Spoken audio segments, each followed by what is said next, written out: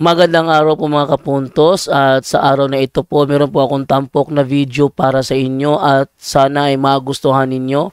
Kaya sa mga bago pa po sa aming channel, please po don't forget to hit the subscribe button at ang notification bell para maging notified kayo sa bawat video na ilalabas ko sa channel na ito. At bilang kahilingan po ng punto por punto team at naway maintindihan po ninyo, sana po wag nyo pong i-skip yung mga ads sa aming mga video. Sa maliit na bagay na po na yan, malaking tulong po yan sa ating programa at sa ating ministry. Sana po maunawaan po ninyo. Maraming salamat po, kaya wag na po natin patagalin. Simulan na po natin.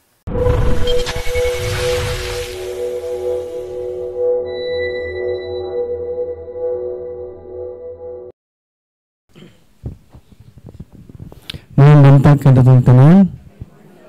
So akong na kuan karon nga magdaghan ang Tagalog sa Luzon, no? Pero akong hangyo kung duna mo dili, kung meron kayong hindi maintindihan, mamaya kung sino yung mag-handle na case officer ninyo, doon kayo magtanong ha, para hindi masayang yung pagpunta natin dito, kasi kailangan natin na more on catechism, ha? So sana sa mga sinasabi namin maintindihan nyo, no? So kasi mahirapan tayo minsan magtagalog, no? Merong mga words na hindi natin alam kung ano yung pinaka meaning, no? So my topic is sacramentals and sacraments. So may tanong ko sa inyong lahat. Ano ba yung pinuntahan niyo na office? Ano to? Ano tong office na to? Exorcism. So i-clarify lang namin na ang exorcism is not a faith healers, no? Kay maraming mga tao, maraming mga kapatid natin na nagpunta o nagtanong, Brad, pwede ba kami magpagamot kay Father Darwin? No? We clarify this. Ang faith healers, i-differentiate natin, faith healers tsaka yung ministry ng Panginoon. Ang faith healers, kung lalapit ka, pwede ka i-heal nila without conversion. No? So kung lalapit ka sa ministry sa Diyos, sa Panginoon, kung lalapit ka, hindi ka pwede i-heal kung without conversion. Kailangan conversion tayo. 'Yon ang ibig sabihin ng ministry ng Panginoon. Ha? So ang exorcism is a kind of sacramentals. Isang klase sa sacramentals, hindi sacraments, ha? Exorcism. So tatlo po ito sa loob ng exorcism. Una, solemn exorcism. Pangalawa, simply exorcism. Pangatlo, prayer of deliverance. Explain ko sa inyo kung ano yung solemn exorcism. Ang makagawa nito ng solemn exorcism, lahat ng mga appointed exorcist priest. Exorcist priest lang appointed, hindi pwede itong ordinary priest lang. Ha? So si Father isa po na na-appoint ng exorcist. So ang gagawin niya, magsosolim siya sa mga taong possess, no? So kung yung mga tao na panatiko, no? Kung meron kasing mga kapatid natin dito na, Brad, nandyan ba si Father Darwin? Wala po. May tour po sila, may talk po si Father sa ibang lugar. Sabi, hindi kami pupunta dyan kung wala si Father. Pwede ba si Father mag-heal namin? Gagamot namin? So, kung ganyan ang mindset natin, hindi tayo ma-heal. Dahil yung center sa buhay natin, hindi na ang Panginoon. Si Father na. No? Tapos kung gusto niyo si Father mag-handle sa inyo ng prayer, so maging possess kayo muna. Ha? So yan ang ibig sabihin, dahil yun ang i-handle niya, possess, no? So ang gagawin niya, papasok siya pagkatapos ng short catechism niya, mamaya, basta papasok siya sa adoration, tapos kung mayroon kaming mga pasyente na nag-series na sila, na isosolin niya, no? So, yan ang gagawin ni Father mamaya. Yan ang solemn exorcism. Pangalawa, simply exorcism. Ang makagawa po nito is lahat ng mga pari. No? Kung meron tayong mga kapatid na mga pari, mga ano ba yung mga anak na pari, lalapit tayo. No? All priests are healers. Bakit? Kasi sila ang makagawa ng mga sakramental. For example, yung sacraments natin is confession. Hindi naman pwede kayo lalapit sa akin. Ang mga pari tayo lalapit sa, di ba? Yung mga confession tayo. Tapos kung anointing of the sick, yan ang mga dapat natin gagawin, mga sacraments No? That is our healing journey. So lalapit tayo sa mga kaparian natin dahil all priests are healers. Yan ang tandaan natin ha. So yan ang simply exorcism. Pangatlo, prayer of deliverance. So ang prayer of deliverance, ang makagawa nito, tayong lahat, mga laigo. No? Yan ang tandaan natin. Dahil i-encourage namin kayong lahat na dapat tayo mag-prayer of deliverance, mag-self-deliverance. Ha? Gagawin natin yan. Kasi, explain ko, 10% lang ang mabigay namin o ni Father Darwin na pagkagaling sa inyo. No? 10% lang. Ang 90% nasa inyo. So, may tanong ko, ano ba yung pinaka-source of healing? Bakit 90% ang sa inyo? Sa amin, 10% lang. Ano ba yung pinaka-source of healing? Ha?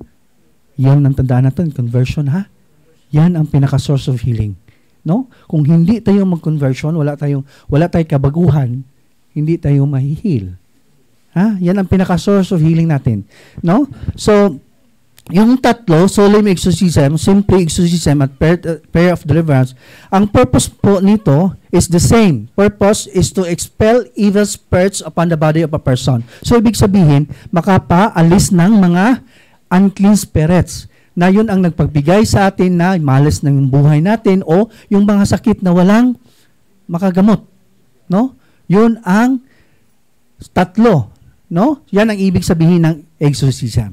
So, dito na po tayo sa illness. There are two kinds of illness that we encountered along our journey by fellow brothers and sisters in Christ. Dalawa po ito. Natural illness at preternatural illness. Sa sirak na tayo utsuno, pasidunggi ang mananambal sa ngay kanila, kayang Ginoo naghatag silang buhaton. Take note, yung sinasabi na pasidunggi ang mananambal, ibig sabihin nito, yung maraming mga tao nag-misinterpret nito dahil sabi nila mananambal, ibig sabihin faith healers. Hindi po ito faith healers ha, i-clarify natin. Kung basahin nyo ang Douay Rheims version, i-translate nyo yan, ang ibig sabihin, honor the physician, hindi honor the faith healers. Ha? Honor the physician. So, ibig sabihin, mas biblical yung doktor. Ha? So, halimbawa, kung natural illness, kung meron tayong natural illness, dahil kung natural illness, kung magpa-check up ka sa doktor, meron yan result sa laboratories mo, like cardiac panel, MRI, meron. Kasi natural illness. Sample ng natural illness, prone po natin to na sakit, diabetic. No? Prone po ito. Halimbawa, kung may diabetic ka, pagpunta mo sa doktor, binigyan ka ng maintenance, so gagawin natin kung ano yung advice ng doktor. Paano ka magagamot? Paano ka makakure sa sakit mo na natural illness na hard-headed ka? Sinabi na sa'yo nga, huwag kang kakain ng matamis, kakain ka ng ice cream, mga dessert. Diba? Kung yan ang advice na sa doktor, dapat change lifestyle. No? Para magamot natin yung natural illness. Dahil yung Panginoon ang nagbibigay ng kaalaman para magamot yung natural illness natin. No? So yun ang ibig sabihin ng natural illness. Pangalawang sample, yung arthritis. Yung prone din natin yan sa mga Pilipino. No? Paano ka mahihil? Yun, namamaga na yung tuhod mo. Paano ka mahihil? Na palagi ka naman kumakain ng humba. Alam mo yung humba? No? Masarap yung humba. Meron tayong mindset na kung hindi tayo kakain, patay. Kung kakain tayo, patay. Kakain lang tayo. Which is wrong, that mindset. No? Wrong yan. So, kailangan hindi tayo kakain dahil para mahihil tayo. No? Yan yung penance. Dapat gawin natin yung penitensya. Penance. No? Mag-sacrifice tayo. Change lifestyle. No? So, yan ang natural illness. Next is preternatural illness. Ang preternatural illness, yan ang sakit na galing sa mga unclean spirits or demons. No? Kung magpa-check up ka, walang findings sa mga laboratories mo, like cardiac panel, MRI, wala. Pero nagtataka yung doktor kung bakit lumalaki yung tiyan mo. Nilagyan na yung tiyan mo ng endoscopy, yung camera sa tiyan mo para makita yung ano yung laman ng tiyan dahil bakit lumalaki yung tiyan mo. Pero wala, normal talaga. Nagtataka yung doktor kung bakit lumalaki. Bakit may sakit ka na naramdaman? No? So, diyan ang preternatural illness. So, anong gagawin natin kung meron tayo ng ganyan? No? Need spiritual intervention through partaking the sacraments and sacramentals. Kailangan tayo ng sacraments. So, ano yung sacraments natin or cares? Ano ba yung ibig sabihin ng cares? Sinong maalam? C. Confession, adoration, rosary, Eucharist, sacraments, and sacramentas. Yun ang gagawin natin. Kailangan natin ng partaking the sacraments and sacramentas or mga sacramentas natin. Powerful yung lahat ng mga sacramentas natin. Maraming mga testimony nito. I-explain ko mamaya, no? So yan ang ano bang laman nito sa preternatural illness? Bakit natamaan tayo nito? Bakit natamaan? O nganong naigo man taan eh?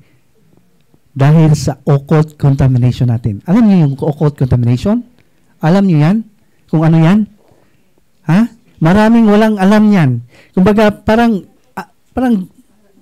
baliwa nila ba? Parang, okay lang. Makagawa natin na yan. Dahil yan ang galing sa mga lola natin, mga ninuno natin. No? Until now, napanunod natin yan. No? Ano ba yung occult contamination? Yung mga superstitious belief. Kanina tinakol ni Brad Obet. No? Yan ang mga doorways natin. Lahat ng yung mga lucky charm, yung nagpa-palm reading ka, naniwala ng horoscope, tapos meron namang doon sa bahay, nilagyan ng mga 7 lucky horses, meron namang pusa na nagkakamay-kamay, ganyan.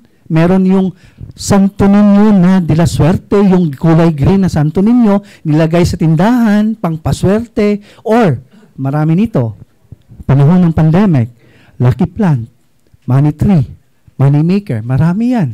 Superstitious belief lahat yan. So bakit tayo natamaan yan? Bakit ba? Nga naman tayo mutuota? Bakit kung maniniwala tayo dyan? So itanong ko sa inyo, ano ba yung paniniwala sa ating mga ninuno sa dati? Yung mga lola natin dati. Hindi pa tayo Christian dati. Naging Christian lang tayo pagdating ni Magellan, di ba? So sa wala pa si Magellan, ano yung relihiyon natin? Pagans. Ano yung niluluhuran o pinagiampuan or yung nag-consecrate sa mga prayer? Sino yung pinipray nila or niluluhuran nila? Sino? Mga diwata, anito, which is mga fallen angels. No? Yun ang ibig sabihin, yun ang mga law ng mga demons. Yung mga galing ng mga ancestors natin, galing sa mga lula natin. So, ibig sabihin, kung makagawa tayo ng mga pagtulunan o mga law nila, ibig sabihin, may utang tayo sa kanila. So, maningil yan ng mga demons. Hindi tayo exempted. Lahat ng nakagawa, lahat ng nakagawa ng mga superstitious belief, sisingilin tayo niyan. That's why natirahan tayo ng preternatural illness. No? Kahit mayaman ka, kahit marami kang pera, hindi yan tatanggapin ng demonyo. No? Sa basahin natin sa Lucas 8:43, dahil isa kababae nga dusi na katuig nag-anto sa pagsigi og dugo, nagasto na niya ang tanan niyang makatigunan sa pagpatambal, apan wala gyud sa naayo. So ibig sabihin, merong isang babae nag-bleeding na in 12 years, nagbi-bleed siya in 12 years. Ano ba yung Tagalog ng nahurot? Naubos na yung kayamanan niya sa pagpagamot, hindi siya nagagamot. No? Dahil, ano ba yung kukunin ng demons o mga unclean spirits sa atin? Ano ba yung sisingilin nila? Bakit hindi sila tatanggap ng pera? Our soul.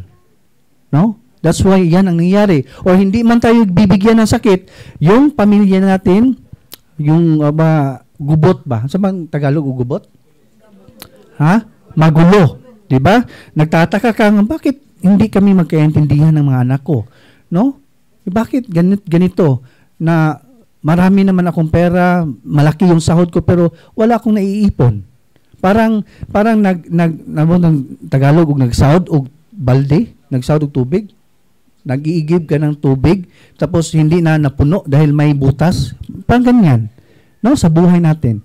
Ganyan. Yun ang mga effect na kapag nakagawa na tayo. No? At saka explain ko mamaya kung sino yung nakagawa, like example, yung alternative religion, yung nagsisimba ka ng ibang relihiyon, doorway yan. No? Marami kaming mga pasyente dito na ibang relihiyon nagpahil dito, possess. Mostly yun. No? Yung mga ibang relihiyon, pwede sila magpahil dito, mga Muslim. Meron dito pupunta, mga Indo, galing Indonesia, No, merong mga iglesia ni Kristo, marami, pero mostly sa kanila pag na-heal, may reaction. Nagsusuka dahil durwi yan eh. Ha? Kailangan kung nakaranas tayo, nagsisimba tayo dati sa bata pa tayo, nakasimba ka ng mga ibang relihiyon, dapat ikumpisan nyo yan, ha? Mamaya sasabihin ko kung paano nyo gagawin. No? So, next, dito naman tayo sa religious items. Yung religious items na binili nyo, hindi pa yan holy. No? Hindi pa yan blessed. So, mamaya, mag-bless si Father Darwin. Siya siguro mag-bless mamaya. No? Kapag ma-bless yan, ibig sabihin, gawin niyang holy. Gawin niyang balaan. Sa Tagalog, ano ba yung Tagalog ng balaan? Holy? Ano ba yung Tagalog? Banal. O, gawin niyang banal. So, holy means to sit apart. Kining mga sakramentos ng atong giblisingan. Ibig sabihin, ihiwalay niya. Gawin niyang banal. Galing sa religious item. No? Kaalam ni Solomon sa Esdras, kining mga balaang butang, o ginyo kining tagdon sa paagi nga balaan. Kamo mismo isipon nga balaan. Kung makakaton kamo nining pagtulunana, makahimo kamong pagpanalipod sa iyong kagalingon sa adlaw sa paghukom. Ibig sabihin, itong mga sakramentos, makagawa ng proteksyon sa sarili natin. Pero dun, merong proper disposition. Hindi pwede na gagamitin natin to tapos palagi kang namalikas. May Tagalog na namalikas? Nagmumura. No? Iinom ka dito pero nagmumura ka naman. No, meron tayong ng karakter na yung pagmumura ginawa nating expression. Totoo. 'Di ba? Pero expression lang yan, Brad. Hindi yan expression. No, kung basahin niyo sa Mateo 6:21, yan ang galing sa puso na lumabas sa bibig, yun ang makahugaw, makagawang dumi sa tao. No? Yan ang hindi yan expression. Galing yan sa puso mo na lumabas sa bibig mo. No? So that's why hindi ka yung sacramentals natin hindi e-effect sa sakit natin. Hindi tayo mahihil kung na tayo sa state of mortal sin. Ha? Tandaan niyo yan. No? Ito, sample. Holy exorcist oil. Maraming testimony nito. Maraming milagro ng mga pasyente natin na nagamot nito. No? Unya, ano ka doon, magagamit ka nito, ilagay mo sa mga sismo, mga bukol. Paano ka naman magagamot nito? Paano ka i-heal na meron na ka naman kabit? Hindi ka naman biya, sa manang Tagalog sa biya, hindi ka makaalis. Hindi ka makaalis sa iyong kabit. So, ibig sabihin, pumunta tayo dito, kung mag-partaking tayo sa mga sacramentals, dapat andito tayo sa state of grace. Ha? Nata sa state of grace. Kinahanglan yun na, maningkamot yun na. Ha? Kay dili yun yung effect, kinadaghan na ba kayong mga testimony? Maraming testimony ito, mga sacramentals natin. No? And then, yung authentic faith, true faith, totoong paniniwala. No? Sa Lucas 7:50 mingon si Jesus sa babae, imong pagtuon nag-ayo kanimo lakaw og pauli nga magmalinawon. So ibig sabihin, yung isang babae na ginamot ng Panginoon, yung nakagamot sa kanya, yung totoong paniniwala sa kanya, no? True faith, no? Totoong paniniwala. Ang atong repentance or paghinulsol, no? Isa din ito. Lucas 13:5. So tihan ko kamo nga kung dili kamo maghinulsol ug mubiya sa iyong mga sala, mga matay sab kamong tanan sama kanila. Kung wala tayong repentance sa sarili natin, mamamatay tayo. No? Ang mga sakramentas magagad sa epekto disposisyon sa pari ug sa mogamit niini. Kano sa man mahimong sakramental o sa religious object.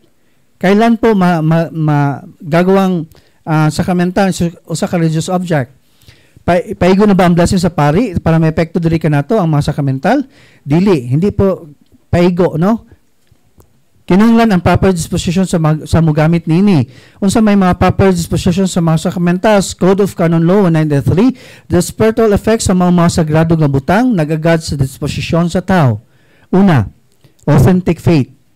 Meron ba tayong totoong paniniwala? Authentic. Ha? But nang tuon ako ba, naniwala ko. Palagi ko nagsisimba everyday. Sa isang araw, tatlong beses ako nagsisimba. Tapos pag uwi ko sa bahay, nag-devotion ako ng Holy Rosary. Tapos meron namang lucky charm. Meron namang mga feng shui sa bahay. Hindi lilitaw yung authentic faith nyo yan. Maraming dito, maraming natamaan dito. Kailangan, ang hinahanap ng Panginoon is authentic faith. Dapat, walain natin yun, no? Disregard natin yung lahat ng mga superstitious belief para lilitaw yung authentic faith. Ha? Pangalawa, pag inuso to confession, kailangan po natin na mag-confession. Ilan ba yung kasalanan ng isang tao? Ilan? Kasalanan. Dalawa yan. Ano yan? Mortal tsaka venial. Yung venial, pag magsisimba ka, pwede ka mawala ang imuhang venial. Pag papasok ka sa simbahan, magsisimba ka, matik yan, mawala yung venial. Pero yung mortal, hindi. Ha? Dili yun na siya mawala ang mortal.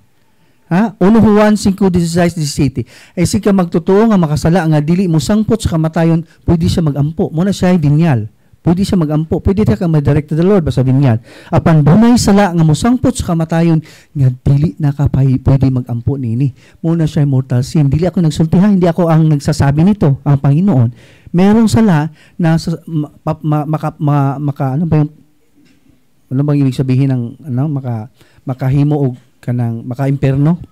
Oh, makagawa ng kasalanan na maka-imperno, no? Na makapunta ka ng imperno, yun ang mortal sin. No, dapat natin na confession. Halimbawa, ito, pangatlo, pag kinabuhi-subay sa kabubuan sa Diyos, kailangan tayo na magsimba. What is the highest form of prayer? Ano ba yung pinakamataas na panalangin? Mass. Yan ang tinda. Ang pangalawa, rosary. No? Diyan sa Mass, maraming mga tao, maraming mga kapatid natin na parang ginawa nilang venial yung kapag hindi ka nagsisimba. Alam niyo yan, malaking kasalanan yan. Mortal sin yan pag hindi ka nagsisimba. Kasi maraming mga tao nga, Brad, hindi ako magsisimba dahil meron pa akong negosyo. Diba? Meron pa akong negosyo.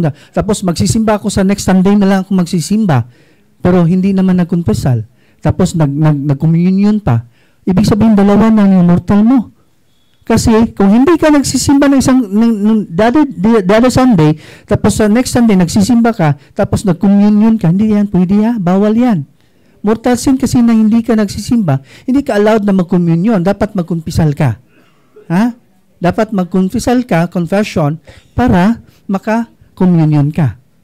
Ha? Kasi ang kasalanan ng hindi ka nakasimba, tapos nag-communion ka, kasalanan yan is sacrilege.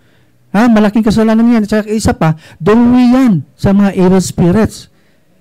Nagtataka ka, Lord, palagi naman ako nagsisimba. Lord, palagi ako nagpe-pray sa iyo. Malaki yung paniniwala ko, pero hanggang ngayon, until now, hindi ka nagkukumpisal. Kadalasan natin nangyari yan sa mga high school life. No, hindi tayo nagsisimba. Until now, hindi yan kinukumpisal. Hindi na tayo na malapit sa confession. Dahil alam, ang paniniwala natin, venial sin lang yan. No? Pangilan yan na sa 10 Commandments of God. Pangilan yan? Pangatlo yan eh. Pangatlo na sugo. Sugo, no? Ikatulong na sugo na sa balawod sa Ginoo. Simbahon mga adlong Domingo, adlong lilihi. Nga, mula nagihin mo na to. Brad, kasi yung trabaho ko, Brad, natulong og Sunday. No? Actually, ang balawod na to sa Pilipinas, 8 hours lang tamo trabaho. No? Ang misa ng Sunday is 6 a.m. till 8 p.m. Pwede ka naman magsimba ng 6 a.m. kasi isang oras lang yan ang mase. Pwede ka magsisimba ng 6 a.m. till 7 a.m. Tapos pagkatapos, papasok ka sa office mo. Or anticipated mass. Meron anticipated mass. Sa mass ng Saturday, yung mass na yan, sa Saturday, pang Sunday na yan, pwede hindi ka na magsisimba ng Sunday. Hindi ka maka-reason out na yan. No? So, ginawa lang natin, kung baka parang binya lang natin ang ginagawa. Binya lang ng kasalanan na yan. Pero malaking kasalanan yan. Duluwi yan. No? Yan ang resulta niyan, walang magulo ang buhay mo. Dahil hanggang ngayon, until nandyan pa rin yung kasalanan na yan, hindi mo kinukumpisal. No?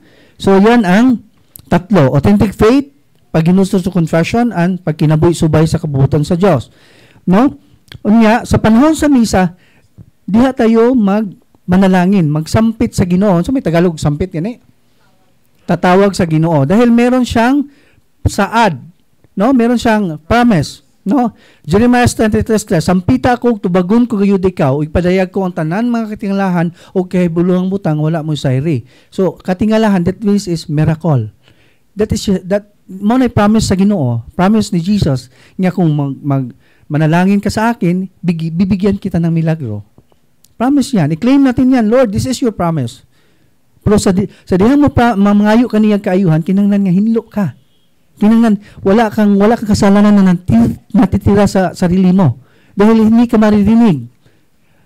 Isaiah 59:2, ang inyong kalapasan mo'y nag-ulang kaninyo sa inyong Diyos, o ang inyong sala mo hinungdan sa pagpahilayo kaninyo aron di siya makadungog. So ibig sabihin, meron kang kasalanan na hindi mo nakonpisal na nagawang barrier para hindi ka marinig. No? Kaya huwag kang magtataka kung until now, nagdala ka ng mga mortal, tapos nag-devotion ka, hindi ka maririnig ng Panginoon. Hindi ako nagsasabi niyan, ang Panginoon. Kung meron kang barrier, hindi ka maririnig. At hindi lahat ng hinihingi natin, ibibigay sa Panginoon. Dahil dili na ito malimbungan. So may Tagalog malimbungan? Ha? Ano yung, hindi natin madaya yung Panginoon. Hindi natin madaya kasi alam ng Panginoon yung inside in your heart. No, alam ng Panginoon kahit buhok natin alam niya kung ilan 'yan. No, kasi merong mga tao na nanalangin, Lord, please heal me. Pero alam ng Diyos kapag i-heal kita, pupunta ka uli sa kabit mo. Kaya hindi lahat ng hinihingi natin ibibigay ng Panginoon dahil hindi tayo truly conversion. Kailangan, hindi natin madadaya ng Panginoon. Ha? Kinanglan, totoo yung hinihingi natin. Tapos, kung hihingi tayo, hindi ito katulad ng sili, na pag kumakain tayo ng sili, maging anghang kaagad. Kailangan natin, kung hihingi tayo ng kaayuhan, kagalingan, kung hihingi tayo ng kagalingan, kailangan tayo ng humility, patience o perseverance. Ha? Kinanglan ato ginang himuon. Dili tayo, aruha, gusto ka ayuhon, kaagad. No? Wag. Kailangan tayo ng sacrifice. No? So, yan ang ibig sabihin ng tatlo. No? Authentic faith, pag-inusot sa confession, pag-kinuboy-subay sa kabuutan sa Diyos. Tatlong mga gawain ng tao na kumit o mortal sin.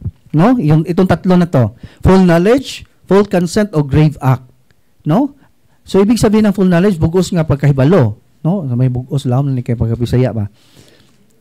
Bugos nga pagkatugot. Ha? Buo. Tapos, naintindihan nyo yan? No? Tapos, grave act, grabe nga pagbuhat. Ano yan, Tagalog? Grabe nga pagbuhat.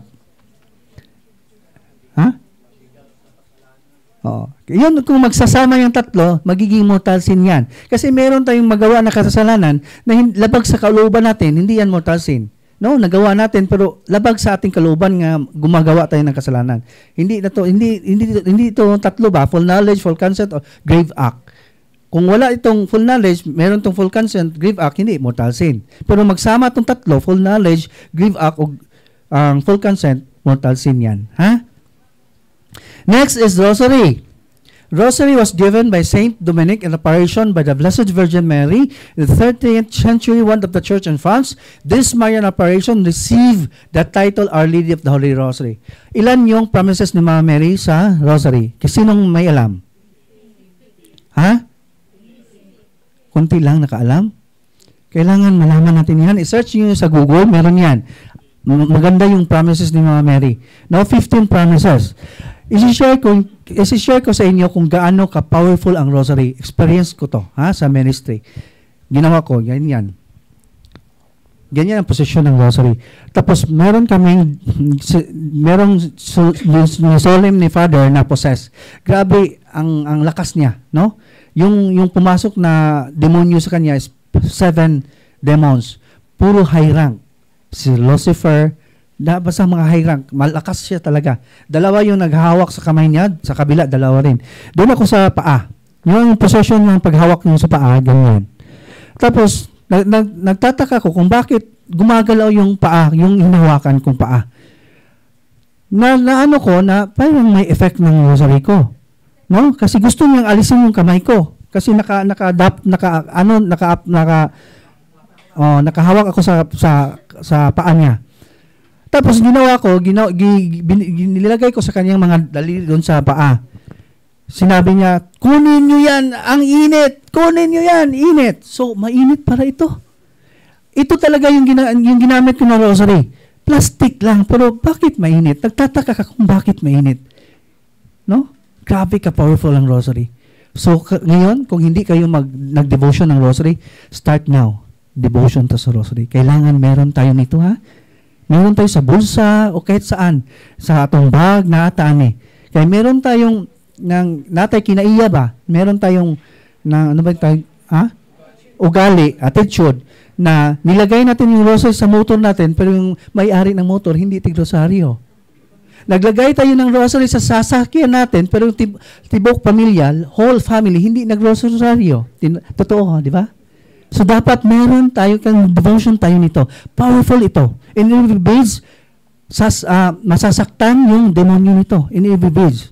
No? Tapos, kung mag-start kayo mag-devotion, ang demonyo, ang gagawin ng demonyo, aatakihin kayo.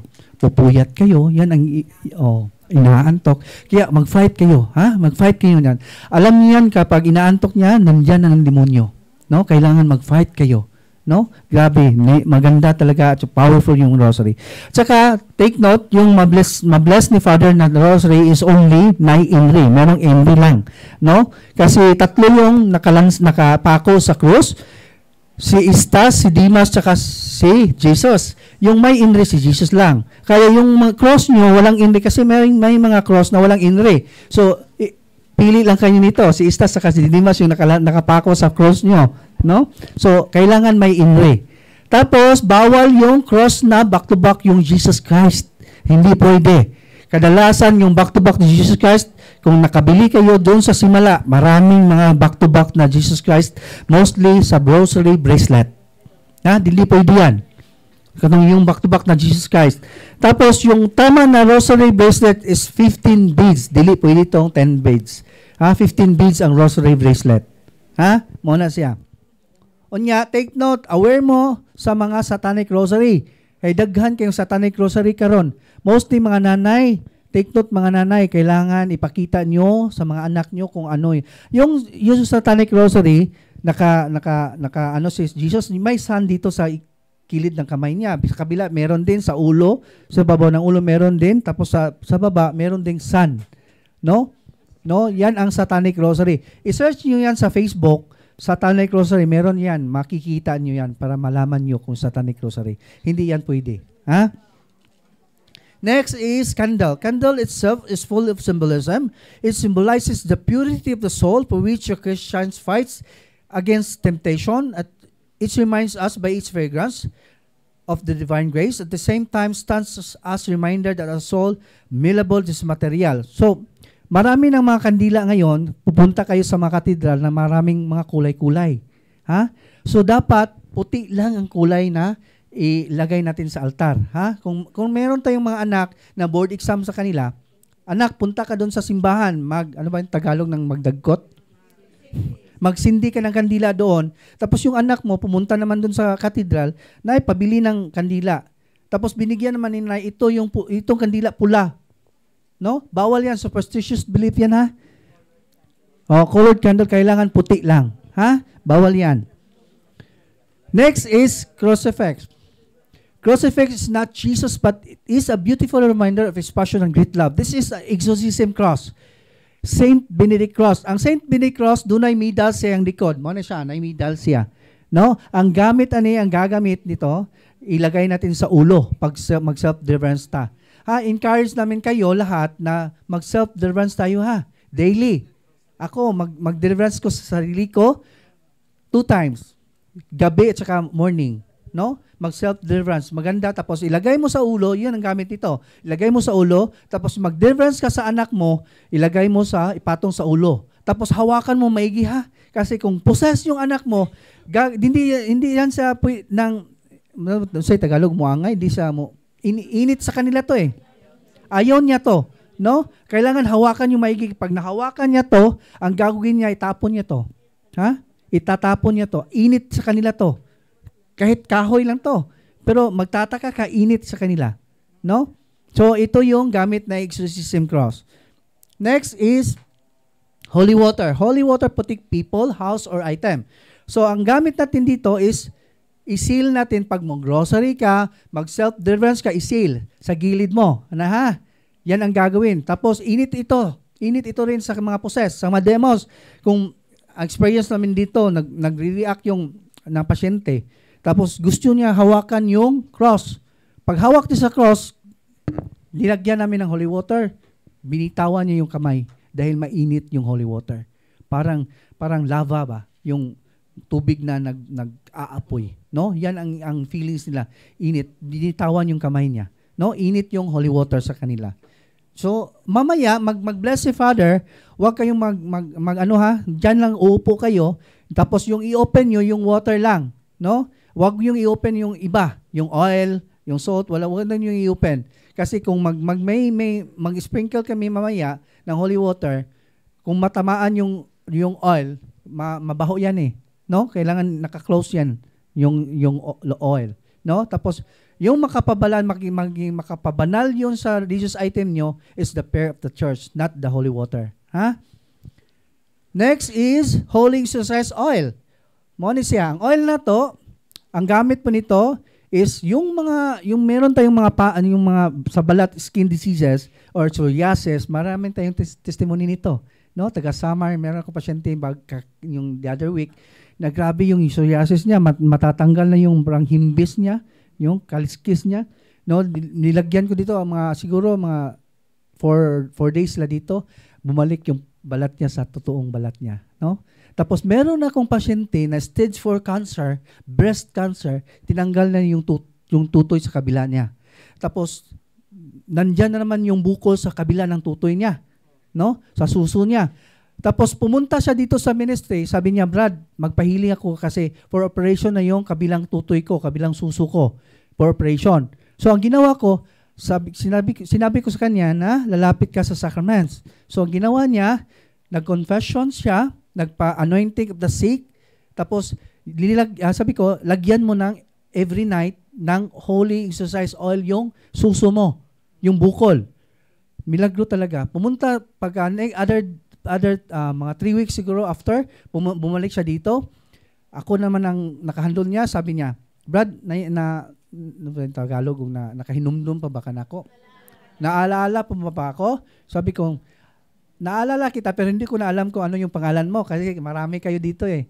Ano ba yung magandang balita sa iyo, sis? Sabi niya, Brad, nagtataka yung doktor ko dahil nawala yung bukol. No? Nawala yung bukol. Kasi, ang ibig sabihin, for operation, meron na ng mga results sa mga laboratories, like ultrasound, meron na yan. No? Yung sabi ng doktor, ano ba yung iniinom mo o pinapahid mo sa bukol mo, nawala yung bukol. So, hindi siya na-operahan. No? So, milagro. No? Miracle ang ginawa. That's why, sinabi ko sa inyo kanina, yung Jeremias 33:3, nga, sampita ko, tubagon ko gayud ikaw, padayag ko ang tanan, mga katingalahan, o kay bulang butang, wala mo sayri. Promise man na niya. No, nga mohatag siya milagro sa atong kinabuhi. So gitagaan siya miracle, no? So mo nang kinahanglan kung atong nang i-claim sa Ginoo kinahanglan hindo kita ha. Mo gina siya, no? Mo na siya gamit sa holy exorcise oil.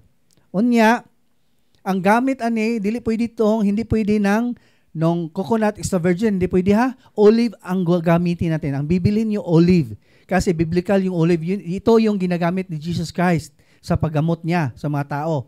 No, hindi pwede itong coconut oil, hindi pwede ha. Tapos yung olive, tatlo to, extra virgin, pure o pomace. Yung pinakamahal extra virgin, pa yung lasa ng extra virgin, pait na aras. Tapos yung pure is masarap. Ito yung pure gamit yung mabili nyo sa tindahan, pure yan. Yung pomace, pait na ladang. Ano ba yung Tagalog ng ladang?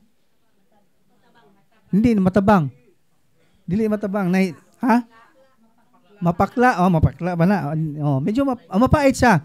Pero kung makabili kayo sa mall, tapos extra virgin naman yung natitira, bibili tayo ha. Tapos iinom naman tayo. Kasi gamot yan eh. Ha? Inom naman tayo ng tanduay na walang sagol, di ba? Nga makadaot pa sa lawas na to, no? So, muna siya, ang holy exercise oil. Next is holy exercise salt. Maraming hindi nakaalam nito. Ang gamit nito, ilagay natin sa every corner sa ating bahay, sa loob. Kung four corners ang bahay mo, dyan, sa corners na yan, dyan, kung four corners, ilagay mo pa. Huwag mong ikalat sa sahig ha, kasi masakit to. Malaki kasi to eh. Rock salt to eh. Pure rock salt. Malaki to. Dagko. Malaki to. Kaya huwag yung ikalat sa sahig. Diyan lang sa gilid na. Tapos, yung meron kayong ganyan, decorative, lagyan nyo. Huwag lahat. Isa lang. No? Lagyan nyo yan sa kabila. Tapos, yung alkuba or kisame, meron kayong kisame, lagyan nyo sa loob. Yan ha. Tapos, sa CR nyo, yung tubig, sa drum nyo, lagyan nyo ng isang patak, na isang buo. No? Before nyo iligo. Tapos yung iniduro nyo, lagyan nyo, tapos i-flush para papasok dyan sa loob. Ha? Tapos yung kakain kayo sa mga restaurant na hindi nyo alam na marami parang mga hilo dyan, merong mga palatay hilo. Sa mga Tagalog, palatay hilo? Ha? Poison. Meron yan. Poison. Ilagyan, before nyo kakainin yung pagkain, lagyan nyo ng salt. Tapos ihalo nyo. Ma-protect siya eh. Kaalam ni Solomon, mag-protect yung mga sacramentals natin. Ha? Tatanggalin niya yung mga curse niyan, no? Yan. Tapos kung magbabiyahe kayo, tapos parang masama yung pakiramdam nyo, bibili kayo ng bottle mineral, lagyan nyo ng isang asin, tapos yun ang iinumin nyo para mawala yung masamang karamdaman nyo. Yan ang gamit sa salt. Ha? Tapos, ang salt na mablisingan natin is only pure rock salt, not iodized rock salt. Hindi pwede yan, iodized rock salt ha. Pure rock salt ang atong gagamitin. Rock salt, pure, yun. Nyo, tandaan nyo, ang pure rock salt is malaki. Ito, parang tawas, no? Ang iodized is pino, no? So, malaman natin yan. Next is bell. Exorcism bell. Ang gamit ng bell, masakit din sa demonyo to. Pag meron kaming pasyente ni Father Darwin, nag-exercise si Father, hindi siya na sa prayer. Kaya kinuha ko yung bell, ginawa ko, tinakpan niya yung tinga niya, tsaka siya na-heal. Umalis yung demonyo. Tapos ang gamit ito, pag nideliverance kayo ng bahay, pwede kayo mag-deliverance ng bahay niyo ha, pero yung own property, hindi pwede yung hindi kayo may-ari. Kailangan kayo ang may-ari, ha? Kung infested yung bahay nyo, kailangan i-deliverance nyo, i-cast out nyo muna bago blessing. Ano ha? Kaya maraming mga pasyente natin dito na infested yung bahay. Sample sa infested na bahay, nilagyan nyo ng mga coins before nyo tinayo yung bahay. Nilagyan nyo ng blood, no? Mga ritual ba? Infested yan, yung padugo. Infested yan. Tapos yung nakatira dyan sa bahay nyo, merong mga live-in partner or mga civil wedding lang, infested yan. Ha? Kailangan i-deliverance yan. Ha? Nunya, ang gamit ani nag-deliverance ninyo, inyo ning ibagting. Ana ha? Sakit ni sa demonyo. Walang nagre-react. Meron ako dati na the other week, pag bagting ko nito, may nag-react. May nag-react. No? Nasakitan siya sa ano niya. Yun ang gamit na exorcism bell. Tapos, Benedictine medals. So, ito yung Benedictine medals. This is the extra large. No? Na may large, ano na po, medium na po, small na po, extra small. Ang gamit, ibutang nimo sa, you put into your door, no? Sa asan ninyo ibutang, kahit saan. Basta sa door, window. Tapos, yung maganda nito, kapag may mga masasamang tao na papasok sa bahay, hindi yan makapasok dahil nito. No, kung merong mga bang tawag sa malalang mananap, mga sample, mga animals na mga bitin, mga has, hindi yan makapasok. Halimbawa, naglalaro yung mga anak nyo, mga pamangkin nyo dun sa ano ba nung nataran sa may tawag na? Backyard, no? Hindi yun mga masasama, mga malalang mananap, hindi yan makapunta sa kanila dahil i-protect ka nito. No, itong mga letters na dito sa medals, merong meaning ito. Prayer ito. Pero wag niyong i-prayer ito ha. Meron sa Google niyo, i-search niyo, merong mga meaning nito. Pero pang express lang ang prayer nito. Wag niyong i-prayer, ha? Kaya powerful to.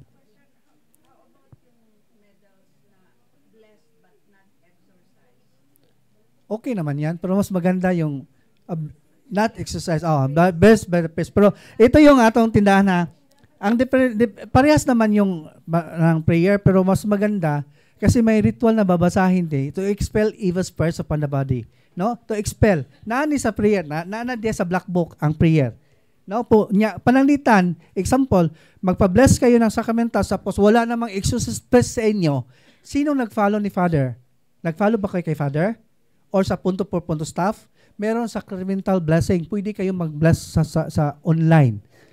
Oh, kada live stream talaga. Wag yung meron kasing live na 2 days na. Wag 'yon, ha? Yung live stream talaga.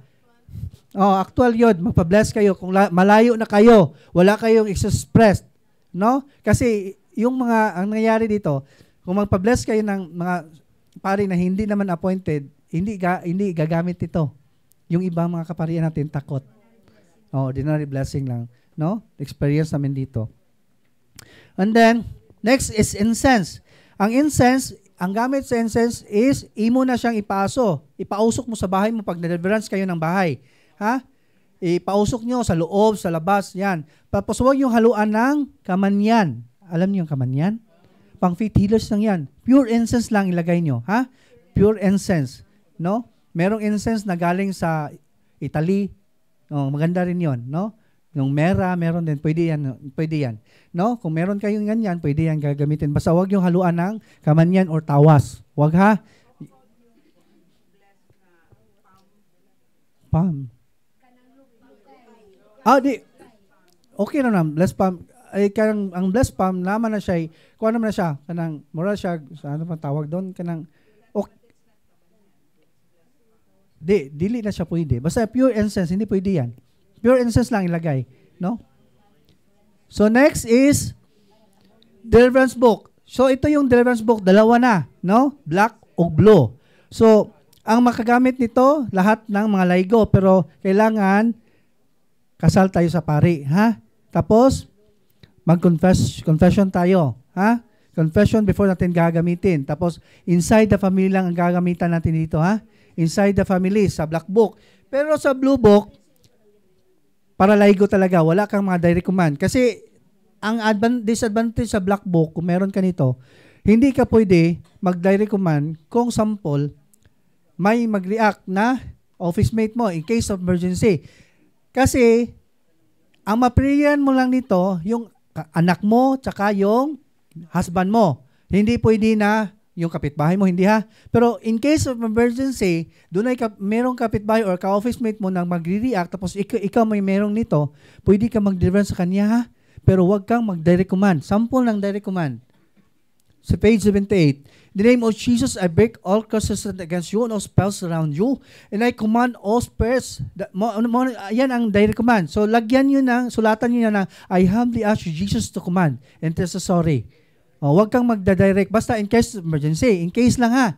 Pero sa anak mo, pwede ka mag-direct command sa anak mo. Pero sa halimbawa, sa mga civil wedding, tapos nagre-react yung anak mo, di ba, ibig sabihin, hindi tayo pwede mag-pray kapag civil. Pwede ka mag-pray sa anak mo, sarili mong anak. Yung mama, halimbawa, civil wedding lang kayo, no? Pwede ka mag-deliver sa anak mo. Ha?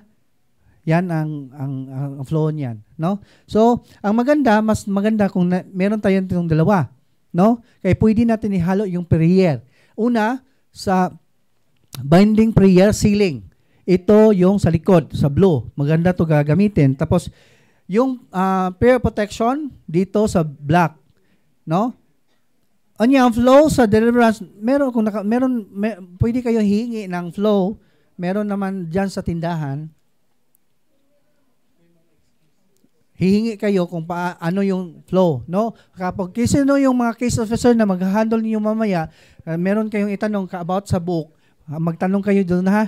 Huwag kayong magkalimot na magtanong para alam nyo kung paano gagawin, ha? And then, yung mga santos, yung mga imahe na hindi recognized ng simbahan, Yung Santo Niño de Suerte, hindi yan pwede ha. Santo Niño de Palaboy, Mediatrex, hindi yan pwede. Ha? Marami sa mga imahe sa simbahan yan, Mediatrex, hindi yan pwede. Hindi yan recognized sa simbahan. No? Merong sa Lipa, yung ano yung Lipa Batangas na kinasuhan si Father Cabading kasi parang gibadlong sa may Tagalog, gibadlong. Sinaway ni Father Cabading yung mga devotees doon, no? Yung mga devotees sinaway kaya gikiha siya, no? Gikiha? Kinasuhan. No? Tapos nalaman ng Vatican, pinalalahan ng letter na yung operation ng Mediatrex dito sa Pilipinas hindi na-approve.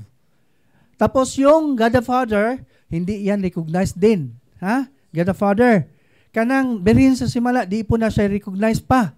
No, dili ta mag-devotion aware sa tana. Kay dili pa na ma-recognize man.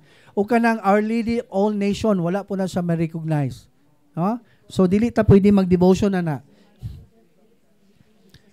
Onya, katong meron kayong mga santos na nabiyak na, rosary na naputol, i-dispose niyo yan ha. Huwag yung mag-alala kasi mawala yung pagka-banal niya pag ma-desecrate yan eh. Pag naputol, pag nabiyak, naputol yung ulo, nawala yung kamay, yung mata, kailangan dispose nyo yan. Pero kung may mag-repair, nakakilala nyo, i-repair, ibalik niya sa true image, pwede yan. Tapos pa-bless balik. Ha? Pa-bless uli. No? Kung meron man kayo, wag yung wag yung gawin na, ano ba yung tigumon? Sa may Tagalog, tigumon? Ha? Wag yung itago. Ha? Kasi nang titirahan niya ng mga unclean spirits. Meron kaming experience na family na deliverance namin, nagre-react yung bata, yung anak niya, nagre-react. Ang ginagawa namin, second option kasi hindi siya second option namin, deliverance namin yung bahay. Tapos ito yung gagawin nyo, pag na-deliverance kayo ng bahay, bawal yung mga occult object. Kailangan tanggalin niya, mga feng shui. Bawal yan. Kung mag-deliverance kayo ng bahay, infested yung bahay pag meron kayong mga feng shui, mga 7 lucky horses, mga Buddha, mga iring yung nagkamay-kamay, yung Santo Niño de la Suerte, green nga Santo Niño, bawal yun ha. Hindi yan pwede na nandyan sa bahay sa loob. Ha? Kailangan tanggalin. Kaya itong mga banga, yung mga, ano ba yung Tagalog ng banga? Ha? Jar. Yung mga jar, Tagalog ba ng banga? Oh, mga jar o banga na meron namang sign na dragon, i-dispose nyo yan. Bawal yung dragon. Ha? Kaya dragon is a sign of demons. No? So, bawal yan. So, kailangan i-dispose. Yung mga habak, kung meron kayong mga habak, tapos yung lucky charm, marami dito na pagkatapos namin ng talk dito, pag deliverance session, maraming mga lucky charm. Ayan, madam, lucky charm yan. Oh, lucky charm yan. Yun ha, meron kayong tayong mindset na binili ko to para for fashion. Yo, tandaan to. Nakabili kayo ng Lucky Charm, pero ang inyong isipan is fashion. That is not fashion. Kasi yung nagawa ng mismo ng Lucky Charm is pangpaswerte yung purpose nila eh. Kasi kahit bumili ka for fashion na niya, kung pali ko for fashion na niya, di man yung pangpaswerte, but matamaan ka sa curse. Kasi, iyan mo yan, dispose mo yan. Pero kung mayroon kayong mga pendant, na gold, mga bracelet or mga lucky charm na tunay na gold, kailangan i-break natin yan. Ha? Itong gagawin niya, i-break natin yan, pag-break niyan, kung gold yan, kailangan ano sa may Tagalog, uglanay? Tunawin. Tapos, pwede niyo ibenta. Pwede niyo i-prinda. Ayaw niyo tiguma. Ha? Ayaw niyo, okay, na may naghanay, tabo na mo nga, ihang kay mapalit man na gyapon nila makasa painom ka no kinanglan imo na siyang tunawon nga mautron niya pwede nimo ibaligya ana ayaw na tiguma no mo na siya kay narana ninyo basta kan hibaw na mo nga makaharas na ninyo mo na makaingon nga gubot yung pamilya na gyapon na naman di ang curse ha onya kayong mga meron nakaranas ng mga occult contamination dapat yan i-renounce mamaya mag-renounce si Bro Sherwin sa kanyang talk. Proper renouncement, page 69, sa Black Book, Tapos sa Blue Book, 29 to 30, ang iyahang renouncement. So ang gagawin nyo, luluhod kayo sa Blessed Sacrament or mamaya mag-renounce kayo. Tapos ilista nyo sa papel, ang purpose ko sa paglista sa papel, kasi kung marami na kayong contamination, like nagsimba kayo ng ibang relihiyon, nagpa-palm reading kayo, naglaro kayo ng Spirit of the Glass, kung marami na yan, ikumpisal kasi yan sa pari eh. Tapos meron tayong, nakaranas kayo ng, halimbawa, nagkumpisal ka kay Father Darwin. Minsan, pag lapit mo, wapo pala si Father Darwin, no? Personal mo yan, makausap si Father eh. Tapos hindi mo nilista, tapos marami ka namang na dapat ikumpisal sa kanya. 3 lang yung nikumpisal mo kasi nakalimutan mo kasi na-tense ka na, wapo pala si Father Darwin. Hindi mo lahat, instead na 20 yung dapat i-confess mo, 3 na lang. So dapat aware tayo niyan ha. Kailangan i-confessal natin lahat kasi nandyan yung curse. Kung mabinlan kanina tag-isa, matirahan natin ng isa ng hindi mo nakumpisal, nandyan pa rin yung curse. Ha? Kailangan i-confessal mo lahat. Ha? So muna. So yung mga religious item na binili nyo sa tindahan, merong process na ni Father Darwin. Meron siyang 43 scholars sa ministry nito.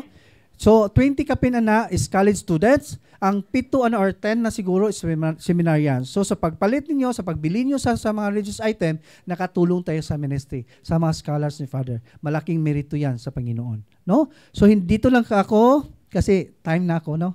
So daghan kayong salamat. Maraming salamat sa inyong lahat. So ako po si Johnny Tiugangco, Brother Johnny Tiugangco, no? So Tiugangco, no? Sinira ko kutob, daghan kayong salamat. Maraming salamat sa inyong lahat.